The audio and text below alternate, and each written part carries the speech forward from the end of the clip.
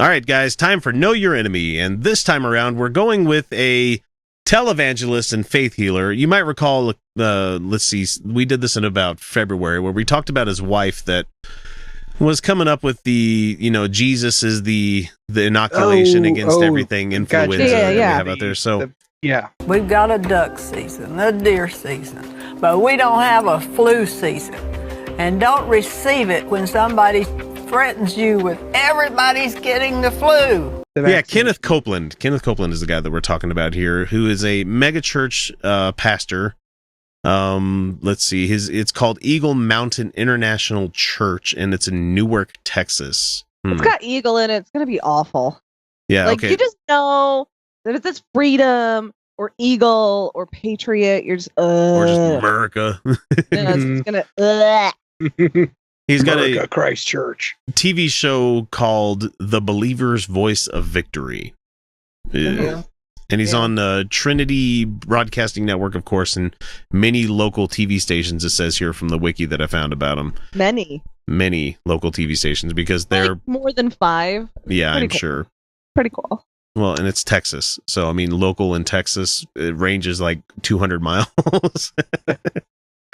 Us out here in the West with our big state living, fucking Texas is a slog to drive through, especially if you go from west to east or vice versa. I have heard. Ugh. It's like 3 days travel.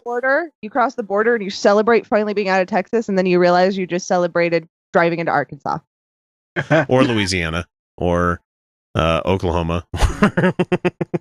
Oh, man. Fuck. Let me bring it up to you guys later. I'm just going to say this right now. We had a guy that was a liberal that did not like us bad-mouthing an elected official that was a Republican in Oklahoma.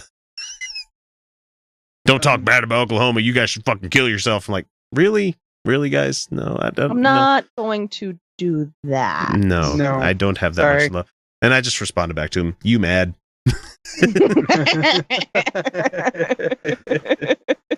Anyway, so back to Kenneth Copeland we're talking about here.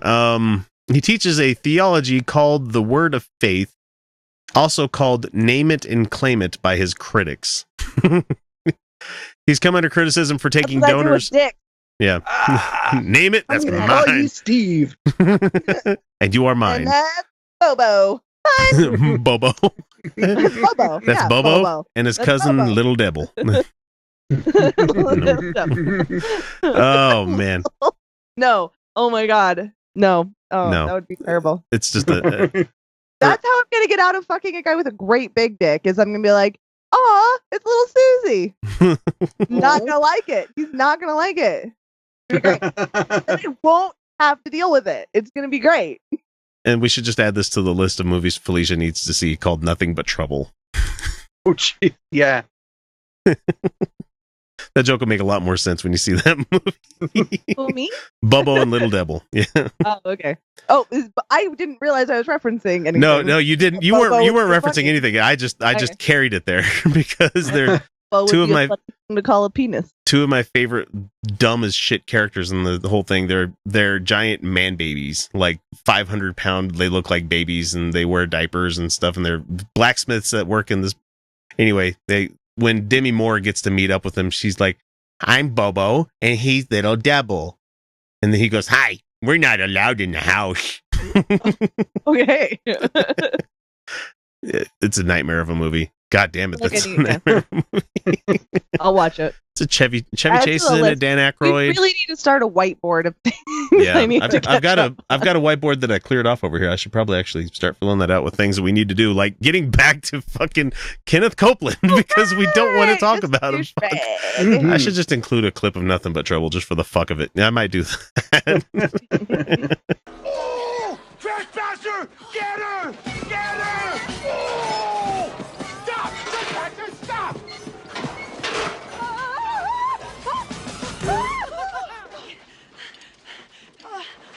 The donor's got her! That's good. Yeah, that's good. Those got her. That's not good. No, that's no good. No.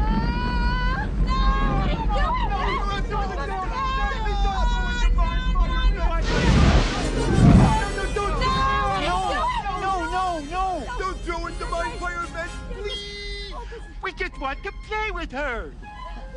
Oh, thank you. Thank you.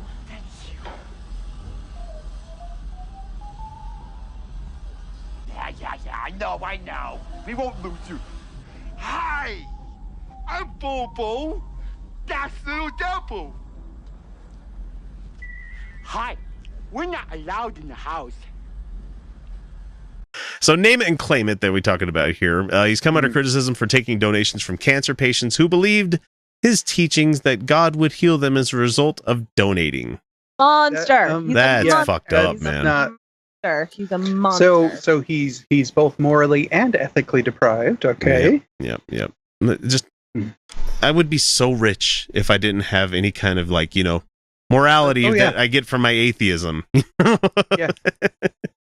Yeah, it really sucks when you actually have to think about your morality and ethics and what you can live with yourself with. I actually had this conversation with a friend. I told him, I'm going to make a killing this year.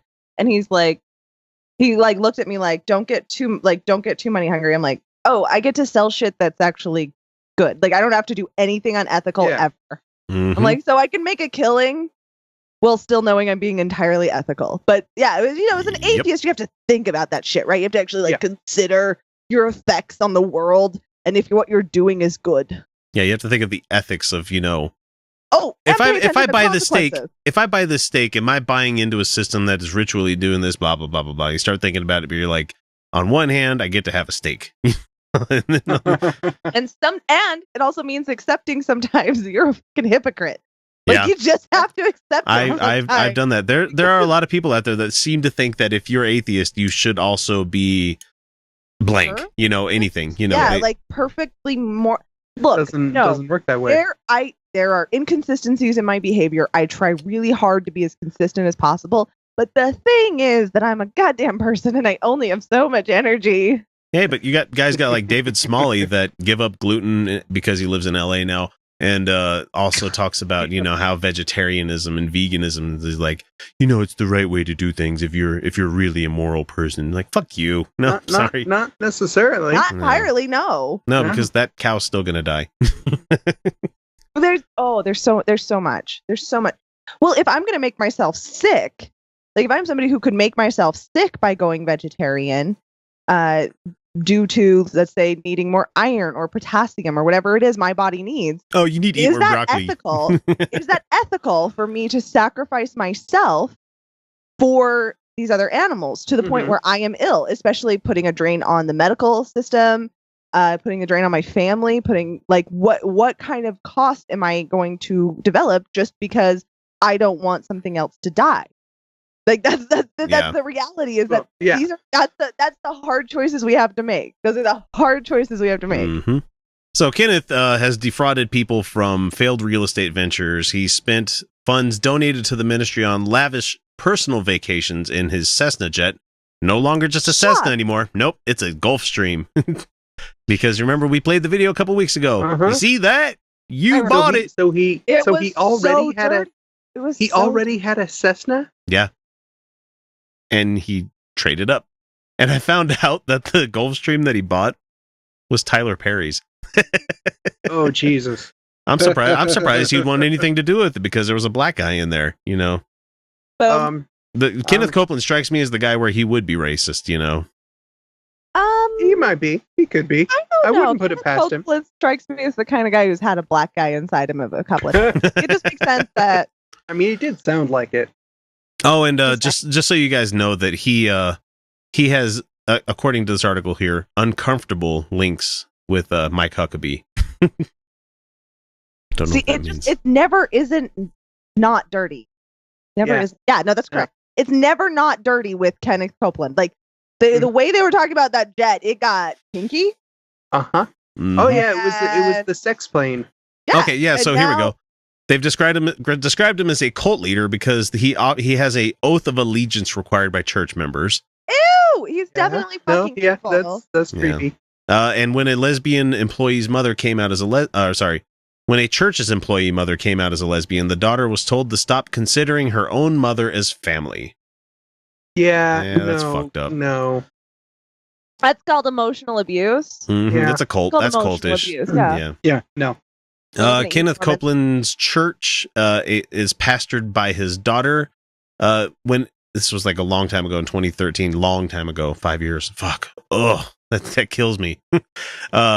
Experienced a measles outbreak because many of the parishioners that had followed his advice were relying on Dr. Jesus to keep them healthy rather than getting vaccinations. Oh yeah, how'd that work out? Oh, Oops. measles outbreak.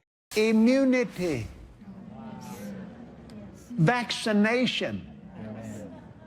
Spiritual induced immunity from sickness and disease. They then had to reverse their opinion on vaccination, and the church began offering free vaccination clinics. And in 2010, a couple of years before that, that's impressive. You guys both drank at the same time. I'm sorry, but that was really impressive. He was shocked over. We like vibe. We vibe. And he was shocked over how many vaccinations were advised for his grandchild, while his wife stated that she and her husband needed no prescription drugs since the Lord heals all diseases. I think that's a bunch of shit because he's over 80, you know, and if he's not taking something like a statin every day for his blood pressure and stuff, he would have keeled over a long fucking time ago. I was when I was married, I did a brief. I had to do like 20 medical exams. No, 50 exams, baseline exams on a bunch of people. Yeah. And one of the people I did, and it had to be varying age ranges, right? Like it couldn't just all be people in my class. Yeah. And I did one on ex-husband's grandmother. She was like 80 something at the time. Mm-hmm. And I had to ask, like, I asked her all the questions. Like, I took her heart rate, her blood pressure. I like all of it. And like, I looked at her and like, you want any medications? And she goes, nope. I went, nothing. She goes, no. I'm like, any arthritis? Nothing. She goes, nope. And I'm like, holy crap, you are one of the healthiest people I've ever like seen in my life. Like, that's amazing. I did my former niece, and she was so young at the time, I couldn't get her heart rate on her wrist. I had to get it from the what is it? The one in the arm. Yeah. Yeah. It's really hard to do that in adults, but you can get it there in kids. It's crazy. So like this old lady, she was in her 80s. Fine. She was fine. She was still writing books. She was writing history books on early Utahns and shit. It was amazing. Amazing. It's amazing what you can do with your free time when you get to that age. But these were really well researched books. Like they were amazing. And just about early Utah history, about people starting farmland and stuff like that. It was really cool. But she it was fine. It was fine. Like I couldn't believe it. I was like, this is amazing. I know people half your age who are on so many medications and you're fine. Like, but we can all agree it's not Jesus doing it. It's it's genetic. That at that point, that's fucking genetic. Yeah. That woman just lucky. I believe it's wrong to be against vaccinations. The concerns we have had are primarily with very young children who have family history of autism and with bundling too many at one time. There's no indication of the autism connection with vaccinations in older children. All right, so Kenneth Copeland, born in Lubbock, Texas, raised in West Texas, and lived near an United States Army Air Force's airfield. That's how old he is, because he's from the 20s. Like, he's like 20s and 30s here. He's old as shit, guys. That inspired him to become a pilot. What? Yeah. He's old. He's like 80 something. Got it. Okay. So that makes old. it like 30s. So early 30s, I think. But still, that's a long fucking time ago. Let's 40. see. 40s would be in like 2 years. It would be 40s if he was born in 1919. If he was born in 1940, he'll be 80 in 2 years. But I can't remember the exact day. I didn't copy it all down here. Okay, fine. Doesn't matter. I'm rounding. It doesn't matter. I don't do air math. Converted to Christianity in 1962. He was a recording artist on the Imperial Records label, having one Billboard Top 40 hit. Believe it or not. I wonder why he might have converted to Christianity when if he wasn't being successful, and then there seemed like there might have been a market. Just a thought. It was a song called Pledge of Love, and it charted in the top 40 in 1957, stayed on the charts for 15 weeks, and peaked at number 17. Following his conversion, he turned the rest of his life over to the gospel and ministry work. And in 1967, he enrolled in, believe it or not, Oral Roberts University. I am shitty not name. shocked. It's Oral Roberts. It's just like, Nope. Yeah, this guy is fucking. I'm Oral X, that's Oral Kyle, and that's Oral Felicia over there. That you bet. You bet. And he soon became a pilot and chauffeur for Oral Roberts himself. He was going down on this guy. They don't call him Oral for nothing. Lobbing the knob. There we go. No one needs to know about his family. He's been on TV for a long fucking time. He's been in movies, believe it or not, called The Gunslinger, Covenant Rider, The Treasure of Eagle Mountain. Do you imagine how much money I could make if I just went to Christianity, dyed my hair blonde, and wore skin-tight dresses that came up to my collarbone? Oh my God, I could make a killing. Yeah. I got a great hourglass figure that like I could hide under skin-tight dresses. Ah, damn it. If it only weren't for the fact that we aren't morally bankrupt. I know, I right? just can't do it. Yeah. Now, let's get into the controversies, because that's why we make this whole thing to begin with. We want to tell you about the shitty things these people do. Wait, we haven't been talking about controversial shit yet? Oh, no. No. Okay, so, I mean, besides the vaccination thing and the measles thing, I mean, that's one thing to begin with. But in 2006, there was a thing called the Angel Flight 44 controversy. And this is according to the Christian Post. The Copeland Ministries had been criticized in 2010 for failing to fly disaster relief missions to Haiti after allegedly promising aviation relief assistance called Angel Flight 44. The ministry was announced by Copeland in 2006, and the ministry attempted to raise money to fund it. This author of the book on Angel Flight 44, commissioned by Kenneth Copeland Ministries, blah, blah, blah, blah, blah, promised to form the aviation ministry, but now believes it was never created. A spokesperson for the church told them that this was not a specific promise with a timeline attached. Sure. And that the money was spent on airplane repairs, and scary quotes there, and the airplane was not in airworthy condition and has structural issues. But I bet you they still flew it around. They're doing their fucking going to Vegas and stuff that they would always be doing. How about that? 2008, let's talk about Mike Huckabee and those crazy links that we have here. Oh, gee. Sure. Yeah. So in 2008, who ran in 2008? That was Obama. That was the Obama. That was Obama's, wasn't it? Yeah. It was Obama. Mike Huckabee made 6 appearances on Copeland's daily television program, The Believer's Voice of Victory, as we said there, discussing integrity of character. You know, Mike Huckabee, who has the lyingest fucking daughter I have ever watched on national television in my life. Jesus Christ.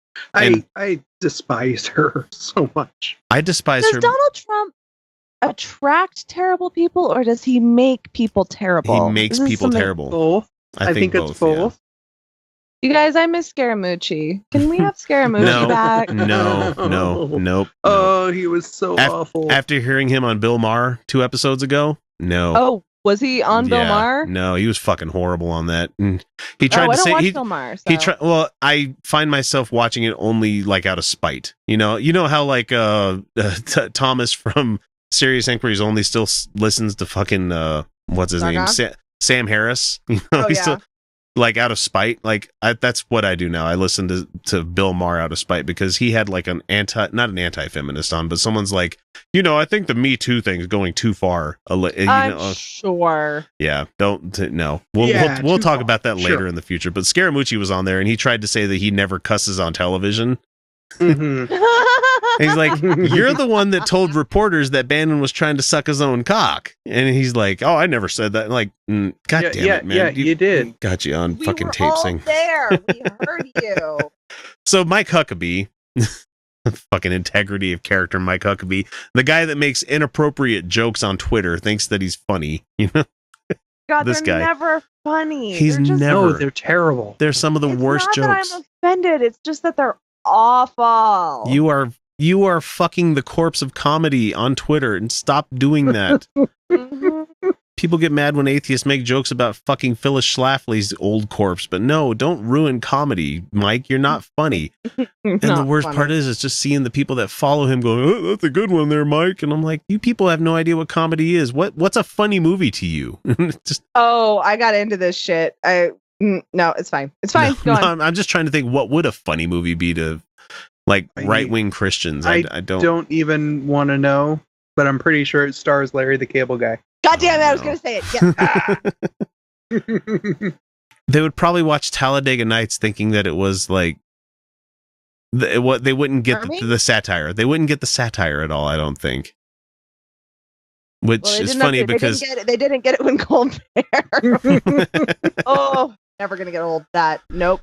Okay, so Mike Huckabee, ordained Baptist minister, was appearing on his show to promote his book, Character is the Issue, How People with Integrity Can Revolutionize America. Yeah, no, that's not happening. He invited many church pastors and evangelists to appear on his daily program. In 2008, the Huckabee campaign paid for use of Kenneth Copeland Ministries facilities for a fundraiser.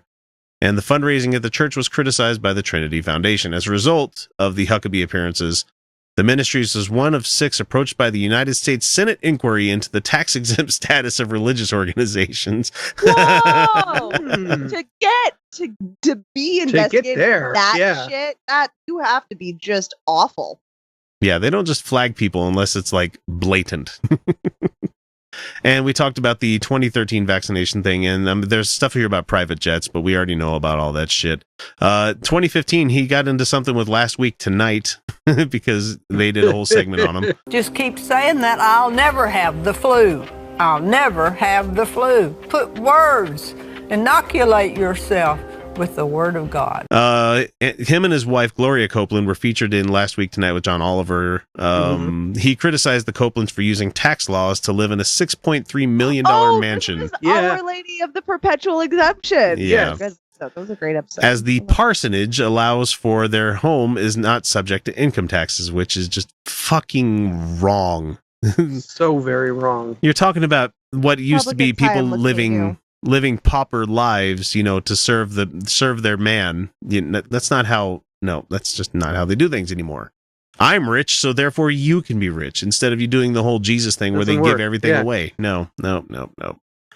God damn it. Let's see, what does it say here when it finishes up here? Oliver highlighted a video of the Gloria Copeland saying that doctors give patients poison that will make you sicker, and that the church is an alternative to medical treatment. Which do you want to do? Do you want to do that Copeland Act of the Directors poison treatment? Or do you want to sit here on a Saturday morning, hear the word of God, and let faith come into your heart and be healed? When Christy Parker's mother died of cancer, she found diaries that showed her mother sent Copeland most of her life savings, hoping her faith and donations would cure her of her terminal disease. What do you think of Kenneth Copeland's lifestyle? TV doesn't do it justice. Their office furniture is probably worth more than most people's houses. It makes you... I'll go with the science. Okay, you know what? Faith, you can come. Faith, you can come on my face, but I'm not into my heart. All right, let's just keep my chest closed. Yeah, there's very separate membranes there for a reason. Mm-hmm. It's like things are closed off for good reason there, folks. Ugh. Faith, you make an excellent stripper. Just say it. But the thing is, Saturday morning, fuck that. I'm not gonna go to church.